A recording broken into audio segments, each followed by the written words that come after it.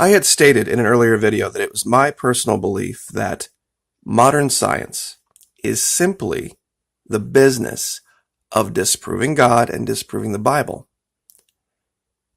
Because written into, or baked into, perhaps is a better term, the methodologies, there is an assumption that everything must be rational. Everything must be reproducible. If man can't do it, then it doesn't exist. And that's why I believe this. On top of that, there is direct physical evidence that we are in possession of that shows there is a lost culture to history. That shows we have a part of our past that we can't explain. We're going to talk about that in today's video. I'm sure many of you have heard of the Antarctic mechanism. Some of you may or may not have heard of the Voynich manuscript or the Phaistos disc. These three things, along with other historical notes, prove that we have a culture we have yet to find. I personally believe it's here. The reason science disproves it is because I believe many have understood this in the past and have found evidence in Antarctica, primarily underneath the ice, that proves a great many things in the Bible are true. And that some things that are true to reality and true to our world can't be reproduced by man. And that goes directly against the religion, or I should say the business, of science, modern science. The fact that the surface of Antarctica is a frozen, windblown nightmare is not up for debate, but it doesn't preclude the idea of life existing underneath the ice. In fact, science has released article after article stating they have found these caverns, these tunnels that are 70, 75 degrees Fahrenheit, which is basically room temperature. They found volcanic soil, DNA they can't explain. Caverns so large you could take off and fly a plane in them. Under a mile of ice. Things we can't hardly wrap our mind around. This is one of those articles, and I've covered it for a long time, and I'm going to continue to cover it, and I'll give you the link to it. Because when they say something like this, it opens up a whole new world. Now they want to talk about bugs and fish and crustaceans and different aquatic creatures. But all those things exist in a chain everywhere else in the world. They don't exist all by themselves. Also, many people are unaware that the graves of Wolfgang Amadeus Mozart, Genghis Khan, and Antony and Cleopatra have never been found. Don't you find that odd? That these three, or four, I guess, incredibly important people to history, no one knows where they're buried? Where could they have gone? Even 2,000 years ago, the Greeks had triremes, big 3-deck ships that projected power. Who knows how far they could have gone? Who knows where they could have visited? One of the things that is evidence of trade is when cultures collide or they interact, they always leave behind parts of each other. Meaning things we have found in the Mediterranean, on Crete, and in Italy, and in other places, and in Egypt, may have originated there, but they may not have. Now, real quick, just because it's part of the video, every night at Twitch, we get together, those of us who are subscribed and followers, and we've been playing this game called Odyssey, Assassin's Creed Odyssey. Part of the game is you can take command of a ship. This is the Adrestia, and you can sail around basically the entire Aegean and visit island after island and visit people and talk about history. It's not just sneaking around and killing people and all the violence. It's a great deal of history, and it sparks a lot of thought and a lot of conjecture and conversation. These 4 items, the Phytos disc up here in the upper left, the Voynich manuscript upper right, the Codex Gigas, which we'll cover in another video, and the Antikythera mechanism are all proof that there is a lost civilization somewhere that no one has discovered yet.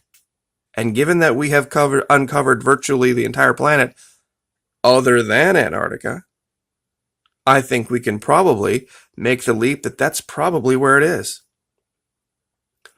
Now, there are some things, especially in the Voynich manuscript, that correlate to things we've already discovered.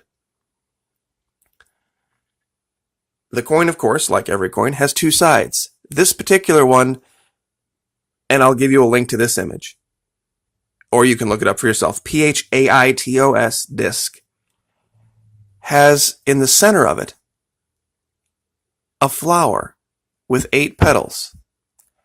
And that image repeats, along with all sorts of other images. There's a disc with what looks like 7 dots. These seem like very simple images, but to this day, no one has been able to decipher this. Not even the military's best decoders. And it's held under guard in Knossos. Or actually, it was found in Knossos, and it's held in Heraklion. I believe that's how you pronounce it. In Greece, they found this in the 1900s. And it has basically this code on it that no one can understand. But this is the other side of it, where you don't find the same images. You find a completely different set of images. Now, hang on to that idea real quick of that 8-petaled flower. They believe it was associated with the Minoans. The Minoans were also associated with the lily. And you can look that up. I'll give you the links to the wiki. Now, stay with me on this. This is the Voynich manuscript. The Phytos disc and the Voynich manuscript have something in common. Believe it or not. It's a 200-page text that also, by the way, no decoder, no decipherer, no language expert has been able to translate. They have no idea what it says. But there's all sorts of pictures of flowers. It seems like it's some type of an alchemical guidebook or something to do with herbalism. But there was one image in it that caught my eye, and it's this image in the upper right.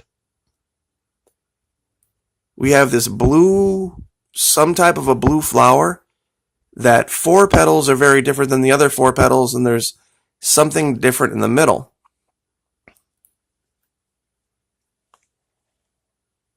Who knows what the image on the right is from other videos? This is the Order of Leopold. Now, those who remember the other videos go, oh my gosh, look at how close those two are in imagery. What's the important connection with the Order of Leopold? Remember, the Phytos disc had an 8-sided flower in the dead center of one side of it. The Voynich manuscript has this 8-petaled flower in blue. And then we also have this Order of Leopold tied to King Baudouin, King of the Belgians.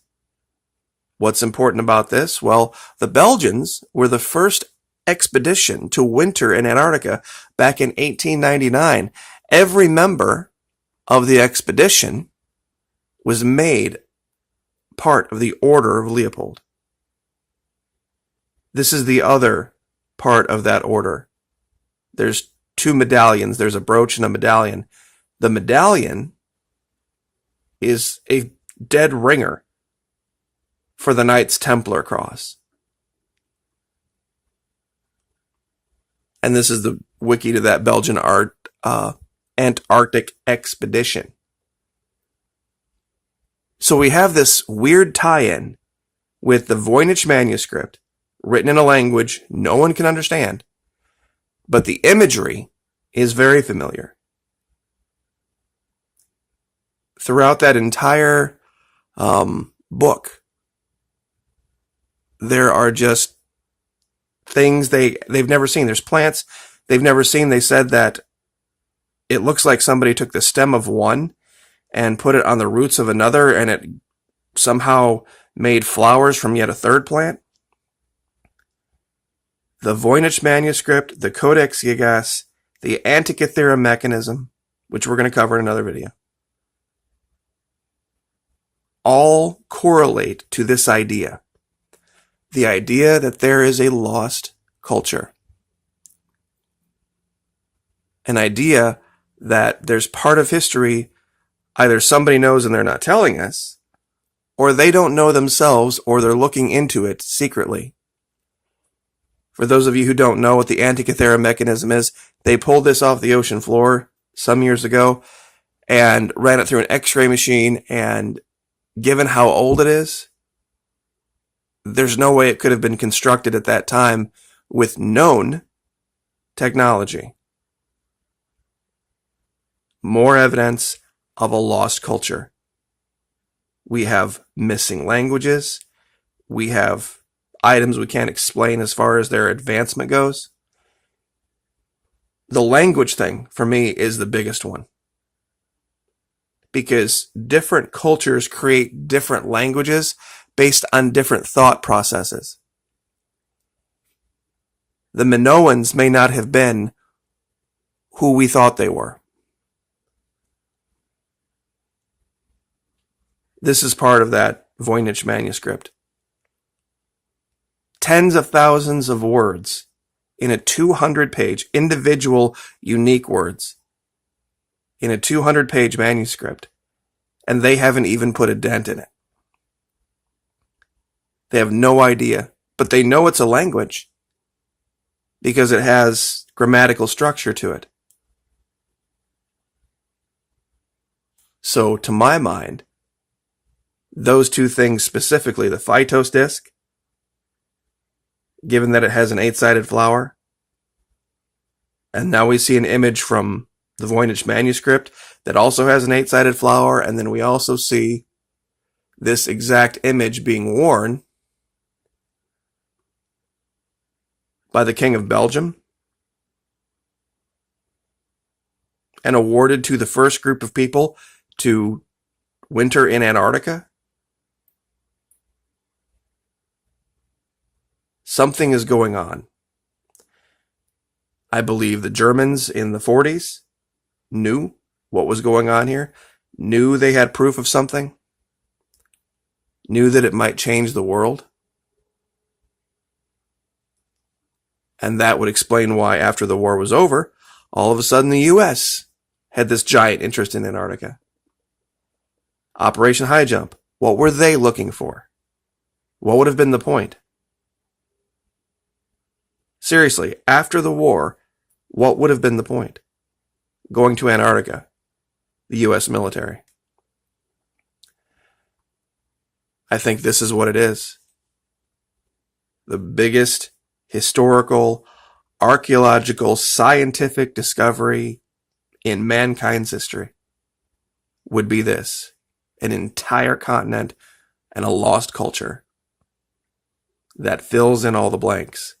And science may know something that would make them have to revisit their whole methodology. And I'll leave it there. Like, share, subscribe.